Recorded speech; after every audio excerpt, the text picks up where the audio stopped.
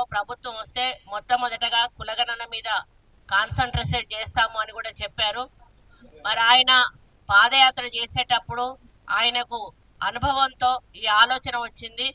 ఇప్పటి వరకు ఎక్కడా కూడా కులగణన అధికారికంగా జరగలేదు. గతంలో ఎప్పుడో బ్రిటిష్ కాలంలో జరిగితే ఆ తర్వాత 2011 సెన్సెస్నే మనం కంటిన్యూ చేస్తూ ఉన్నాము. కానీ అది ఉట్టి సెన్సెస్ మాత్రమే ఉంది, కానీ బీసీ కులగణన అందులో లేదు అనే విషయం అందరికీ కూడా తెలుసు.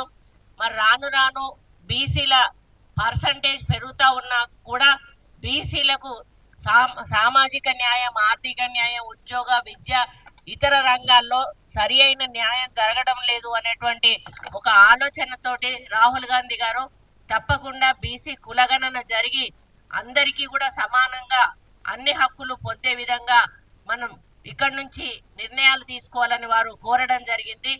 దాన్ని దృష్టిలో పెట్టుకొని మన ముఖ్యమంత్రి గారు రేవంత్ రెడ్డి గారు అధికారంలోకి రాగానే మరి ఏవైతే రాహుల్ గాంధీ గారు ఇచ్చారో దానిని అమలు చేయడానికి బీసీ కులగణన చాలా పగడ్బందీగా చేయడం జరిగింది. మరి దాన్ని ఈరోజు మేము ఒక రిపోర్ట్ రూపంలో అసెంబ్లీలో పెట్టి మరి స్టేట్మెంట్ రూపంలో దాన్ని వాళ్లకు డిస్కషన్కు పెడితే, డిస్కషన్ కూడా స్టేట్మెంట్ అంటే వినాలి, అయినా కూడా డిస్కషన్కు కూడా పెట్టాం. డిస్కషన్కు పెట్టినప్పుడు వాళ్ళు ఏమైనా తప్పులుంటే చెప్పాలి, సలహాలుంటే ఇవ్వాలి, ఏమైనా సూచనలు ఉంటే చెయ్యాలి. అంతేగాని పూర్తిగా ఏమీ మాట్లాడకుండా ఇది ఒక పనికిరాని కాగితం, ఇది అసలు దీని సరి అయిన పద్ధతిలో జరగనే లేదు, ఈ కులగణన మొత్తానికి కూడా తప్పు, దీన్ని అసలు మేము ఎక్కడా కూడా ఆమోదించము అని చెప్పి వాళ్ళు బాయ్కాట్ చేసి పోవడం ఏదైతే ఉందో బీసీల మీద వాళ్లకు ఎటువంటి ప్రేమ ఉందో అర్థమవుతా ఉంది. ఈరోజు మేము చేసినటువంటి ఈ సర్వేను అమలు చేస్తే మేమిస్తే చచ్చుకుంటా వాళ్ళు కూడా అంత పర్సంటేజ్ బీసీలకు ఇవ్వాల్సి వస్తుంది అనేటువంటి ఒక భయంతో దీన్ని పక్కకు పెట్టి మేము బాయ్కాట్ చేస్తా ఉన్నాము, మా సమగ్ర కుటుంబ సర్వే కరెక్ట్ ఉంది, ఇది తప్పు ఉంది అని చెప్పి మాట్లాడుతూ ఉన్నారు. ఇప్పుడే ప్రభాకర్ అన్నట్టు మేము ఈరోజు రిపోర్ట్ వెంటనే బయట పెట్టాము, మేము చేసిన రిపోర్టు స్టేట్మెంట్ ద్వారా. మరి మీరెందుకు ఆ రోజు సమగ్ర కుటుంబ సర్వే జరిగినప్పుడు మీరు బయట ఎందుకు పెట్టి దాన్ని అసెంబ్లీలో పెట్టి దాన్ని డిస్కషన్ పెట్టి దాన్ని పబ్లిక్ డొమైన్ లో పెట్టి దాన్ని ఎందుకు అనుసరించలేదు? మీరు స్కూళ్ళు ఎడ్యుకేషన్ అడ్మిషన్స్ ఇచ్చారా, ఉద్యోగ అవకాశాలు ఇచ్చారా, లేకపోతే వాళ్ళకు లోన్స్ ఇచ్చారా? మరి ఈ విధంగా బీసీలకు రావాల్సిన హక్కులేమన్నా మీరు సమగ్ర కుటుంబ సర్వే జరిపించి ఇచ్చిన సందర్భం ఏమైనా ఉందా అని చెప్పి ఈ సందర్భంగా నేను అడుగుతా ఉన్నాను.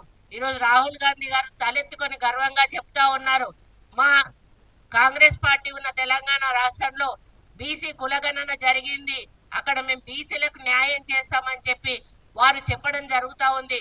అదే క్రమంలో ఇక్కడ మేమందరం కూడా చాలా హ్యాపీగా ఉన్నాము.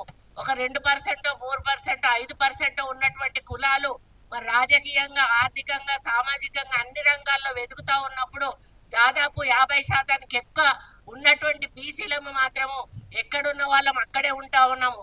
మనం అందరము కలిసి మరి కులగణన ద్వారా వచ్చిన పర్సంటేజ్ను మరి తప్పకుండా మాకు ఇవ్వాలి అనేటువంటి ఒక డిమాండ్ తో ముందుకు వస్తా ఉన్నాం.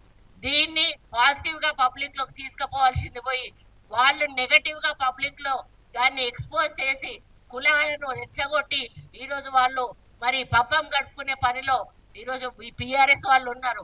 ఒకటే చెప్తా ఉన్నా నేను, బీసీ కుల సంఘ నాయకులందరికీ కూడా ఇది ఒక చరిత్ర. మరి ఎప్పుడో బ్రిటిష్ వాళ్ళ తర్వాత 2011 తర్వాత ఈరోజు రాహుల్ గాంధీ నాయకత్వంలో రేవంత్ రెడ్డి గారు చేసిన ఈ కులగణన చాలా ప్రతిష్టాత్మకమైనది, మన జీవితాలను మార్చేటువంటి కులగణన.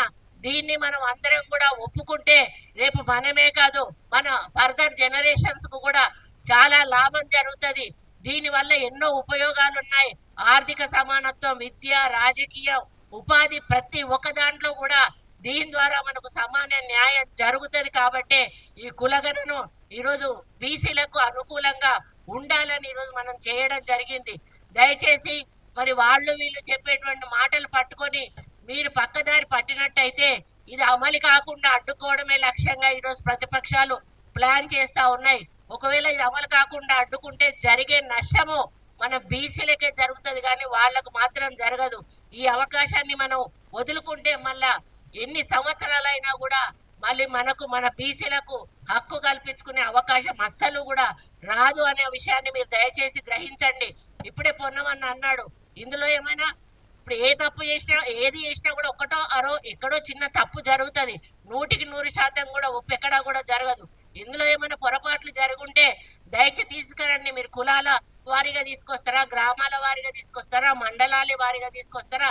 ఏమైనా ఇబ్బందులు జరుగుంటే మరి ఇవి జరిగినాయి అని చెప్పినప్పుడు మళ్ళీ మేము రీవెరిఫికేషన్ చేసి ఆ డేటా ఏదైనా తప్పు ఉంటే కూడా సరిచేసే ప్రయత్నం చేస్తామని చెప్తా ఉన్నాము. అంతేకాకుండా ఇప్పటికే ఎన్యూమరేటర్లకు 150 ఇండ్ల చొప్పున ఏవైతే ఇచ్చామో అవన్నీ కూడా ఇట్లా కాగితాలు 150 ఎలక్షన్ కట్టలు ఎట్లయితే కడతారో కట్టి అవన్నీ కూడా భద్రపరచడం జరిగింది. ఎక్కడ డాటా కూడా మిస్ అయ్యే అవకాశం లేదు. 100% మీరు ఈ రోజు ఒక పేరు చెప్పి, ఒక ఊరు చెప్పి, ఒక ఇల్లు గురించి చెప్తే ఒక్క నిమిషంలో మీకు ఆ పేపర్ తీసి మీ ముందట పెట్టేటువంటి పరిస్థితిలో ఈ రోజు ఈ కులగణన జరిగింది. కాబట్టి దయచేసి దీన్ని విశ్వసించండి, దీనికి సహకరించండి, దీనికి సపోర్ట్ చేయండి. దీన్ని అమలు చేసే అందుకు మీ అందరి సహకారం కూడా ఉండాలి. మరి తెలంగాణనే ఈరోజు దేశంలోనే మొదట ప్రవేశపెట్టింది. అదేవిధంగా దేశ ప్రభుత్వం కూడా అన్ని రాష్ట్రాల్లో ఈ కులగణన ప్రవేశపెట్టాలని మనం తీర్మానం చేశాము. వాళ్ళను డిమాండ్ చేయండి, మీరు అన్ని రాష్ట్రాల్లో కూడా ప్రవేశపెట్టండి అని వాళ్ళని డిమాండ్ చేయండి. అంతేగాని మన దగ్గర అమలు అయిన దాన్ని అడ్డుకునే ప్రయత్నం చేసి మన నోట్లో మనం మట్టి కొట్టుకోవద్దని చెప్పి ఒక బీసీ నాయకురాలిగా 2 కులాలకు కూడా ప్రాతినిధ్యం వహిస్తున్నటువంటి ఒక నాయకురాలుగా చెప్తా ఉన్నాను. కాబట్టి మీరు దయచేసి ఈ కులగణనను ఎవరో చెప్పిండ్రని చెప్పి దయచేసి దీన్ని తప్పు పట్టకండి, దీనికి సహకరించండి. ఇంకా ముందుకెళ్దాము. ముందుకెళ్ళి దీనికి ఒక చట్టం తీసుకొచ్చి ఆ చట్టం ద్వారా ఏ విధంగా అమలు చేయాలి అనేటువంటి ఒక ఆలోచనతోటి రేవంత్ రెడ్డి గారు ముందుకెళ్తా ఉన్నారు.